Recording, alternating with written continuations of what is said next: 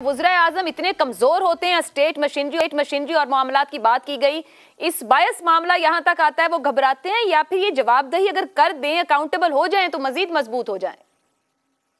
सवाल आपका ऐसा है कि ये घड़ी और घंटा घर से होता हुआ इखलाकी किसी भी कौम की इखलाकी इक़दार की तरफ गया और फिर वहां से स्पाइनल कॉर्ड पे जाके ख़त्म हुआ। तो पहले स्पाइनल कॉर्ड को हल कर लेते हैं।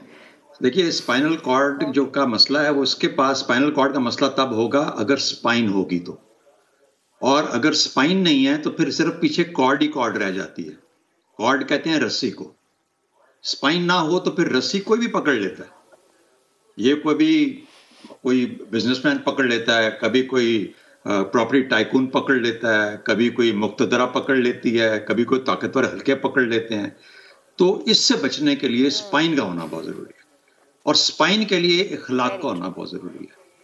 और इखलाक के लिए ये घड़ियां मामला और तोशा खाने से चीजें लेके चुराने में और फिर बेचने में और डिक्लेयर ना करने में, इसके ऊपर भी कुछ ना करना पड़ेगा। उसके साथ ही जो पैसा बाहर जाता है और कभी कौन सा पैलेस खड़ा हो रहा है और किधर से कौन से अपार्टमेंट्स लिए जा रहे हैं पार्क लेन के, इनसे भी बचना पड़ेगा।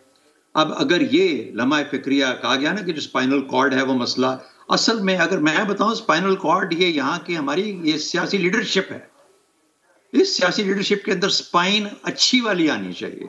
इनको अपने रवैयों को रिव्यू करना चाहिए। आज आप एक नया सफर शुरू कर रहे हैं सिविल और मिलिट्री रिलेशंस के अंदर, जिसके अंदर के मिलिट्री एक रास्ता अपनाना चाह रही है, डिक्लेयर कर रही है बार बार। तो सिविलियंस का भी वक्त आ गया कि थोड़ा सा घूमो, देखो अपने अंदर क्या कुछ है।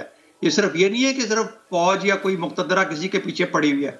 नैब को हर कोई इस्तेमाल करता है। एहतसाब कमीशन फौज ने नहीं बनाया था। जरदारी 11.5 साल फौज की वजह से जेल में नहीं था।